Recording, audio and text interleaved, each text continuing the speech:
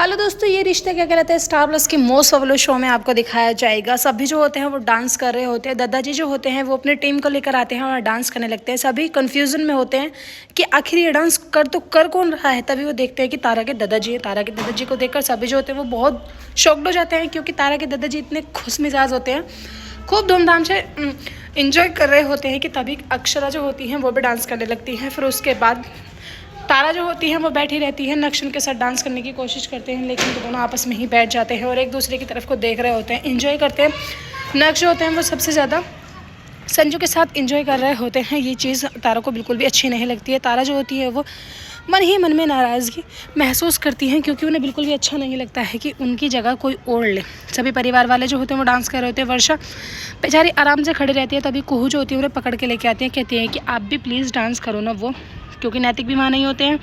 वर्षा अकेली होती है तो वर्षा जो होती है वो अक्षरा के साथ ही डांस करने लगती है। फिर दोनों जो होते हैं नक्श को और तारा को सभी जो होते हैं वो गोदी में उठा लेते हैं। फिर उसके बाद कहते हैं कि बुरा ना मानो, हमारे यहाँ एक रस्म और है। तभी वो कहते हैं कि हाँ हाँ बताओ ना, तुम्हारी हर रस्म मान जाएगी, क्योंकि शादी तो पूरे रीति रिवाज से होनी चाहिए। अगर हम अपनी रस्म मनवा रहे हैं तो तुम्हारी रस्म भी तो हमें माननी होगी। तभी ये वाली रस्म आती है कि समधी जो होते हैं ससुराल वालों को गाली देते हैं। ये बात थोड़ी अटपटी सी लगती है, क्योंकि इस बात के ऊपर पहले भी रश्मि की शादी में बड़ा हंगामा होते होते रुका है।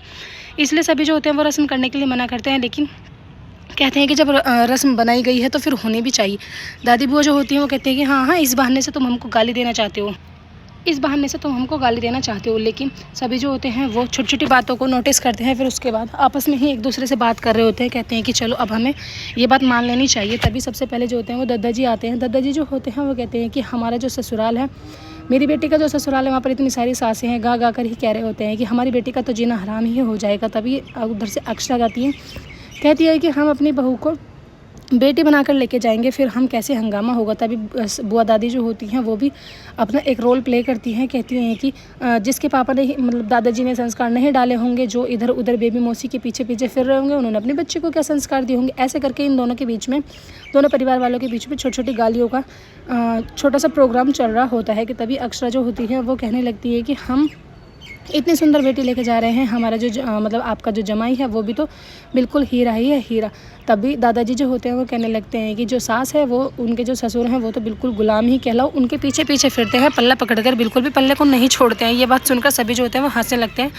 बुआ दादी पर भी एक बात मारी जाती है, लेकिन बुआ दादी जो होती है वो भड़क जाती है, कहती है कि हमारे यहाँ भी एक रिवाज है कि जो लड़के वाले होते हैं वो लड़की वालों को पीटते हैं। तभी वो वहाँ से चली जाती है, गुस्सा होकर डंडा लेके आती है और फिर भागने लगती हैं तारा के दादाजी के पीछे। ये चीज़ किसी को भी अच्छी नहीं लगती है कि कहीं ऐसा लोगों की बात बहुत ज़्यादा बढ़ जाए और यहाँ पर हंगामा हो जाए। खैर, जैसे तैसे बुआ जो होती हैं वो ढूंढ ही लेती हैं दादाजी को, दादाजी के पीछे पीछे चल रही होती है कि तभी अचानक से वो बहुत आराम से डंडा जो होता है उसको मारती हैं। तभी अक्षरा कहती है कि बुआ जी, आपने अब से पहले कभी इस रस्म के बारे में नहीं बताया। फिर ये लोग मेहंदी की रस्म को स्टार्ट करते हैं। एक तरफ प्रीति जो होती है वो तारा को मेहंदी लगा रही होती है, दूसरी तरफ अक्षरा मेहंदी लगा रही होती है।